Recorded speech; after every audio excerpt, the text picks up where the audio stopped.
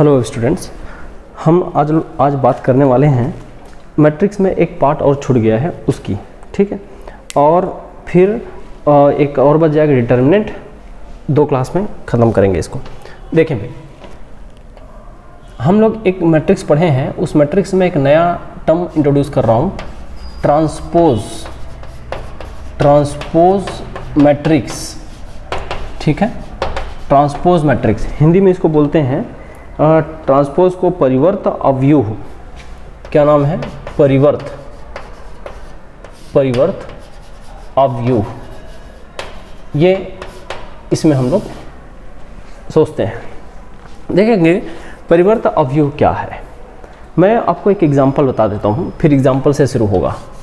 ए एक normal matrix है, ए dash इसका परिवर्त अवयुह है, कहने का मतलब ट्रांसपोज है ना, या ट्रांसपोज मैट्रिक्स है। तो आपको ध्यान देने वाली बात क्या है उसको देखें।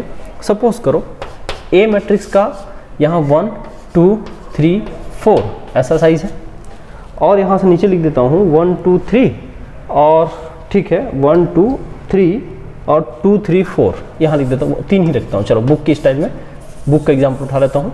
1 2 3 और 2 3 4 ये है, ये एक मैट्रिक्स है।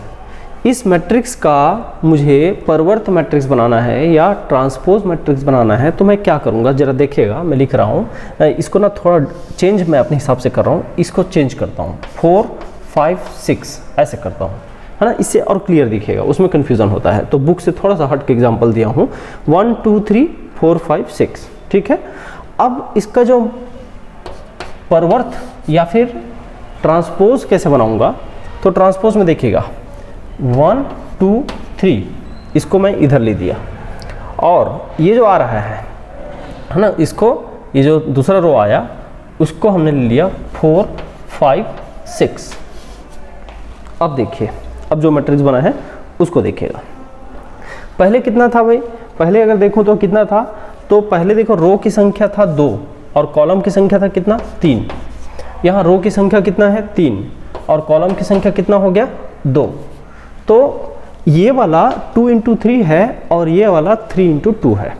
तो आप इसको एक दूसरे का ट्रांसपोज बोलते हैं। हियर मैं यहाँ लिख देता हूँ, here A dash is transpose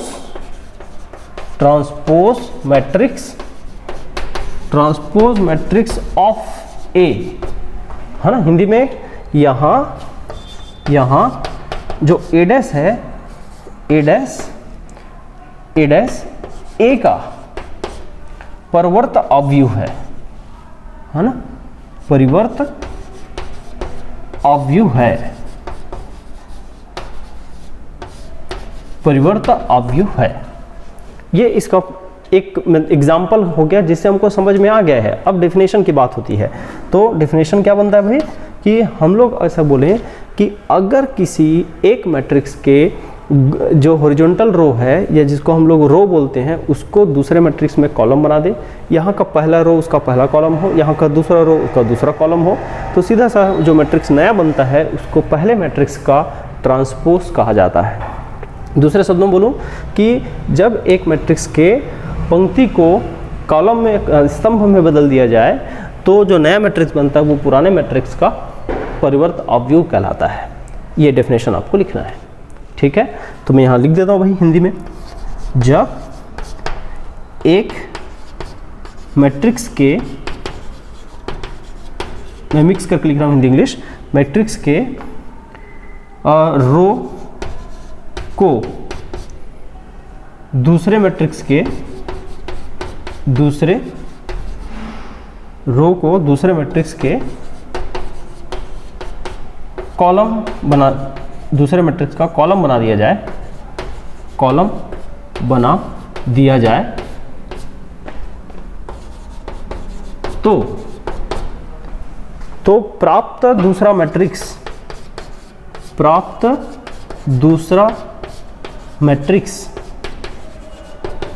प्रथम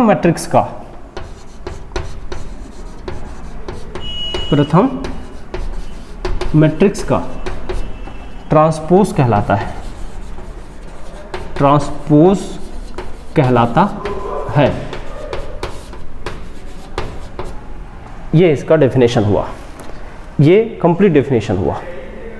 ठीक है, अब इसके कुछ खास गुण की बात कर लेता हूँ। ये डेफिनेशन तो क्लियर हो गया होगा कि हम लोग यहाँ इसको और कैसे शो कर सकते हैं कि ए और ए डैश अगर ऐसा है तो यहाँ पर अगर वो आई जे है, कॉलम और जो हॉरिजॉन्टल रो है, और यहाँ तो जे आई हो जाएगा उल्टा, है ना। These are transpose of each other. ठीक है, ये किसका है? इसका ट्रांसपोज है, चलेगा। अब ट्रांसपोज को रिप्रेजेंट करने के तरीके देखिए। ट्रांसपोज को कैसे रिप्रेजेंट करते हैं? या तो ए में डैश लगा देते हैं, है ना, ए डैश लगा देते हैं, तो ए डैश लगा दिया जाए, है ना, ए डैश लगा दिया जाए, या फिर कभी कभी ए का पावर ऐसे टी लगा देते हैं, ये भी ट्रांसपोज बताता है। ये देखते ही समझ में आ जाएंगे, ये ट्रांसपोज ऑफ ए, है ना, ये क्या कहलाता है?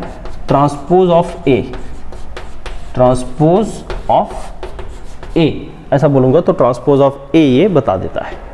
ठीक है, तो ये एक डेफिनेशन के साथ नोटेशन की भी बात हो गई है। पहले इसको नोट करें, फिर मैं आगे बढ़ाता हूँ। ध्यान दें, ये कुछ गुण हैं ट्रांसपोज मैट्रिक्स से रिलेटेड है, तो मैंने यहाँ पर उसको नोटिफाई किया है। ज़रा देखिए, मैं लिख दिया हूँ, बारी बारी से समझाता हूँ। यहाँ पर पहला जो है वो डेफिनेशन को ही लिखा हूँ कि ए अगर कोई मैट्रिक्स है जहाँ पर ए और उनके जो एलिमेंट हैं उनको आई जे से रिप्रेजेंट किया हूँ, है ना, और इसका जो साइज है वो m इंटू एन है, तो जो ए का जो डैश वाला मैट्रिक्स, कहने का मतलब ट्रांसपोज या ए टी लिखें तो ये हो जाएगा ए, यहाँ पर जे आई हो जाएगा, यहाँ आई जे, यहाँ जे आई, और साइज भी क्या हो जाएगा? m इंटू एन की जगह n इंटू एम, उल्टा। ठीक है, ये तो समझ गए हैं, डेफिनेशन से क्लियर है। नाउ सेकंड पॉइंट जो है उसमें देखिएगा, एक मैट्रिक्स का अपन ट्रांसपोज लिए और उस ट्रांसपोज का ओवरऑल फिर ट्रांसपोज लिए, है ना। एक ट्रांसपोज मैट्रिक्स है, उस ट्रांसपोज मैट्रिक्स का अगेन ट्रांसपोज, ट्रांसपोज और ट्रांसपोज है, तो उस समय क्या होता है? वो उस मैट्रिक्स के ओरिजिनल वैल्यू के बराबर होता है ना। आप करके देख लेना, सीधी बात है, 2 बार उल्टा उल्टा होगा तो फिर सीधा हो जाएगा। तीसरा देखें, a प्लस बी कोई है और ब्रैकेट के बाहर ओवरऑल हमको बोलता है इससे दोनों का ट्रांसपोज लीजिए, तो इसमें आप इंडिविजुअल एक एक का ट्रांसपोज लेके जोड़ सकते हैं। अगर कोई कांस्टेंट है और उसके साथ a है और ओवरऑल ट्रांसपोज लिखा है, तो कांस्टेंट पर ट्रांसपोज का जो फिनोमिना है वो अप्लीकेबल नहीं है, आप a पर ही अप्लीकेबल करेंगे।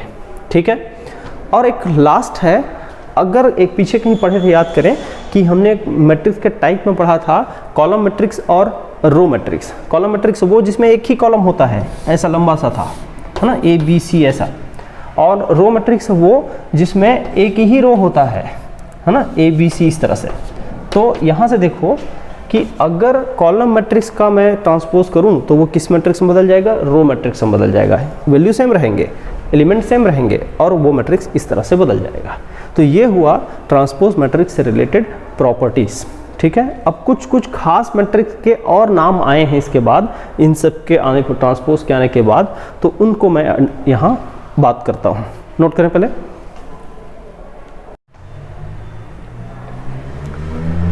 ध्यान दें कि ट्रांसपोज मैट्रिक्स के डेफिनेशन आने के बाद कुछ नए टाइप के मैट्रिक्स के डेफिनेशन और आ जाता है, क्योंकि ट्रांसपोज के बाद ही उनका डेफिनेशन समझ में आता है। इसलिए उस पहले जो टाइप बनाए थे उन टाइप में इसको रखा नहीं गया, क्योंकि बिना ट्रांसपोज मैट्रिक्स के इनको समझाना मुश्किल था। तो उन्हीं में से एक है, आप चाहो तो लिख सकते हो, और कुछ अन्य प्रकार के मैट्रिक्स ऐसा हेडिंग बना के इसमें से पहला इसको लिख सकते हो। ये है सममित अवयव, सिमेट्रिक मैट्रिक्स। अगर किसी मैट्रिक्स में मान लो ए है, ए का वैल्यू और ए डैश इसका जो ट्रांसपोज है उसका वैल्यू, दोनों का वैल्यू अगर बराबर हो जाए तो ऐसे मैट्रिक्स को हम लोग बोलते हैं सममित अवयव। कहने का मतलब अब डेफिनेशन क्या हो गया? इफ यदि A dash A equals to A dash मतलब ट्रांसपोज, तो then A is symmetric matrix, A is symmetric matrix. Hindi में यदि A equals to A dash तो ए एक सममित अवयव है, सममित अवयव है।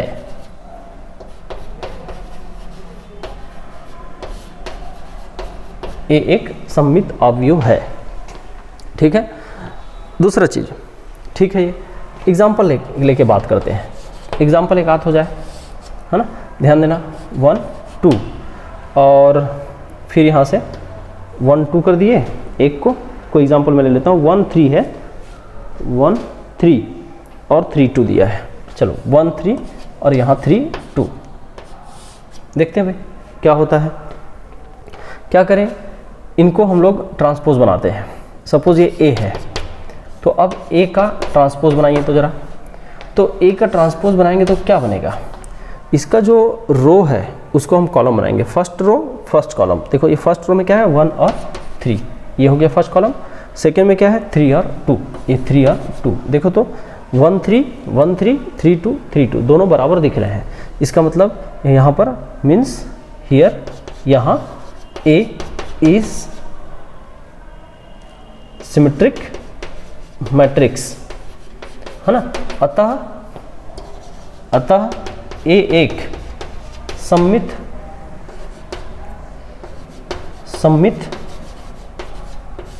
अवयव है। ए एक सममित अवयव है। ये इसका एग्जाम्पल के साथ परिभाषा हो गया। क्लियर है, आप खुद कर सकते हैं। आप किसी को पूछा जा सकता है कि निम्न में से बताइए कि अब सममित अवयव है या नहीं है, तो आप चेक करके बताना पड़ेगा आपको। चलिए एक ये नोट करिए और दूसरा देखते हैं। कुछ अन्य प्रकार के और बच गए हैं, उनको अब एक साथ समेट रहा हूँ। अब एक एग्जांपल नहीं दे रहा हूँ, केवल और केवल डेफिनेशन दे रहा हूँ, ठीक है। जैसे विषम सममित अवयव बोलते हैं। विषम सममित अवयव कब बोलते हैं, जब ए का जो ट्रांसपोज है वो -a के बराबर हो, ठीक है। स्क्यू सिमेट्रिक मैट्रिक्स इंग्लिश में, पहला हो गया। दूसरा देखो समसम अवयव, इसको बोलते हैं आइडेम्पोटेंट अवयव मैट्रिक्स, और a square equal to a होना चाहिए, इसकी क्राइटेरिया है। प्रतिकेंद्रज involutory matrix, A square equals to identity याद होगा, जिसका आइडेंटिटी किसको बोलते हैं भाई, जिसमें आइडेंटिटी जब याद होगा डायगोनल मैट्रिक्स 1 1 हो, उसको आइडेंटिटी बोलते हैं, है ना, आई। फिर देखो शून्यसम अवयव नीलोपोटेंट, जब किसी भी मैट्रिक्स का पावर हम करें और वो पावर का वैल्यू 0 आए तो वो हमेशा शून्यसम कहलाता है। फिर यहाँ से देखें ऑर्थोगोनल या फिर लाम्बिक, इसमें मैट्रिक्स और उसके ट्रांसपोज या ट्रांसपोज फिर मैट्रिक्स दोनों को एक साथ रखें मल्टीप्लाई में, तो फिर वो आई के इक्विवेलेंट हो। कहने का मतलब आई मतलब एक तरह से डायगोनल में 1 1, अदर जगह 0। तो ये मैट्रिक्स के कुछ और टाइप्स हुए हैं। अब सिर्फ 1-2 क्वेश्चन करा देते हैं। ये मैट्रिक्स का टॉपिक पूरी तरह बहुत अच्छे से फिनिश हो चुका है ना। 1-2 क्वेश्चन करते हैं पहले। देखेंगे यदि a इक्वल्स टू 1 2 4 -3 मैट्रिक्स हो तो a डैश, इसका मतलब ट्रांसपोज क्या होगा। तो उसी तरह से सिंपल सा इसका जवाब ही आप लोग खुद ही सॉल्व कर सकते हैं। इसका जो रो है उसको पहला कॉलम बनाएंगे, सेकंड रो सेकंड कॉलम बनेगा, ये इसका आंसर है, ठीक है। दूसरा क्वेश्चन, यदि a इक्वल्स टू 3 -2 7 0 5 8 तो a डैश डैश, इसका याद होगा आपको कहीं रूल लिखाया था, उसमें अगर किसी के ट्रांसपोज का फिर से ट्रांसपोज किया जाए तो ए ही आता है। इसका मतलब आंसर क्या है, 3 -2 7 और 0 5 और 8, इस तरह से, ठीक है। तो ये दोनों क्वेश्चन बड़े इजी थे। अब कुछ थोड़ा सा बड़े क्वेश्चन देता हूँ। देखिए आपके पास एक सवाल है, a इक्वल्स टू 4 -7 -8 3 और b इक्वल्स टू 11 -23 -22 और 8। ये दो मैट्रिक्स हैं a एंड b। तो प्रूव करें, है ना, यहाँ a प्लस ट्वाइस t का transpose -b equals to i। तो एक बार चेक करके देखते हैं, जैसा बोल रहा है वैसा लगा देते हैं। ध्यान देना कैसे लगाएंगे, a 4 -7 -8 3 प्लस ट्वाइस, और वो भी किसका, a का ही ट्रांसपोज। तो देखो इसको जो रो है उसको कॉलम बनाइए, 4 -7, और दूसरा जो रो है वो दूसरा कॉलम बनेगा -8 और 3, ठीक है। और -b करना है, 11 -22 -23 है यहाँ, और ये +8 है यहाँ। ये लो, इतने को सॉल्व करके देखना है। पहले काम करते हैं, पहले ये इंटू को सॉल्व करें, -7 -8 और 3। यहाँ जब सॉल्व करेंगे तो ये हो जाएगा 4 दूने 8, 8 दूने 16, 7 दूने 14 हो जाएगा, और 3 दूने 6 हो जाएगा। माइनस है 11 23 22 माइनस में और 8, इस तरह फिर इन दोनों को पहले प्लस कर देते हैं, फिर उसमें माइनस कर देंगे। देखिए 8 4 क्या कितना हो जाएगा 12, है ना। अब ये 16 और 7 दोनों माइनस में, तो माइनस कितना हो जाएगा भाई 4 23, 4 3 7, ये -14 और -8 है, तो ये कितना हो जाएगा -22, और 6 और 3 कितना हो जाएगा 9, ये दोनों हो गया प्लस, ठीक है। अब माइनस में यहाँ दिया हुआ है 11 -23 -22 और 8, सेम उसी तरीके से फिर कर दीजिए सॉल्व। 12 में माइनस करिए 11 को, 1 बचेगा, फिर -23 -23, है ना, -23 को इसमें माइनस करोगे तो माइनस माइनस प्लस हो जाएगा और ये पूरा 0 हो जाएगा, ठीक है, ये 0 हो जाएगा भाई, सीधे 0 लिखते हैं। और फिर -22 है, -22 अगेन 0 होगा, फिर 9 -8 ये 1 हो जाएगा। अब ये आया, वो क्या है, कैसा मैट्रिक्स है, वही तो आई मैट्रिक्स है। हो गया, प्रूफ हो गया, हेंस प्रूव्ड, है ना, सिद्ध हुआ। तो ऐसे आपको मैथ्स दिए जा सकते हैं मैट्रिक्स से रिलेटेड, क्लियर है। मैं आपको एक प्रूफ का होमवर्क दे देता हूँ, उसको कर लेंगे, फिर अपन समाप्त करेंगे यहाँ पे मैट्रिक्स को। देखिए 2 क्वेश्चन हैं, ये दोनों आपके लिए होमवर्क है, मैं समझा देता हूँ कैसे है। यदि A इक्वल्स टू ये मैट्रिक्स, B इक्वल्स टू ये मैट्रिक्स है, तो आपको प्रूफ करना है A प्लस बी का पूरे का ट्रांसपोज। पहले आप दोनों को जोड़ लेना और फिर ट्रांसपोज करना, और उसके बाद इधर भी वही काम करना, एक लेफ्ट हैंड साइड सॉल्व करना, दूसरे में क्या करना, इसका ट्रांसपोज करके इसका ट्रांसपोज करके दोनों को अलग से ट्रांसपोज करके जोड़ना, और फिर देखना लेफ्ट हैंड साइड और राइट हैंड साइड का आंसर बराबर है कि नहीं। अगर बराबर आया तो हेंस प्रूफ्ड लिखना, नहीं तो प्रूफ नहीं हुआ लिख देना, ठीक है।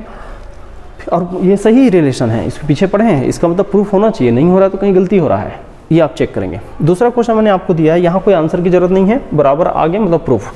यहाँ देखो ए डैश या ए ट्रांसपोज -2 3 1 2 और b -1 0 1 2, तो a प्लस 2b पूरे का ट्रांसपोज क्या होगा। मैंने आंसर भी दे दिया है, -4 5 1 6 आना चाहिए, लेकिन आपको करना है, पहले क्या करना, a बनाना और b को 2 से गुणा करना और पहले जोड़ देना, और जोड़ने के बाद उसको ट्रांसपोज कर देना है, और ट्रांसपोज का आंसर इसके मैच कर रहा है कि नहीं देख लेना। ये आपके सॉल्यूशन को के लिए है, ये आपको करना है, और इतना मैं करा दिया हूँ। उसके बाद और क्वेश्चन है तो बुक में करिए। अब इतना काफ़ी है वैसे मैट्रिक्स का कोई भी क्वेश्चन नहीं छूटेगा अब इसके बाद, है ना। अब एक छोटा सा टॉपिक बच जाता है और सारणिक, तो डिटर्मिनेंट जिसको बोलते हैं, तो अगले क्लास में।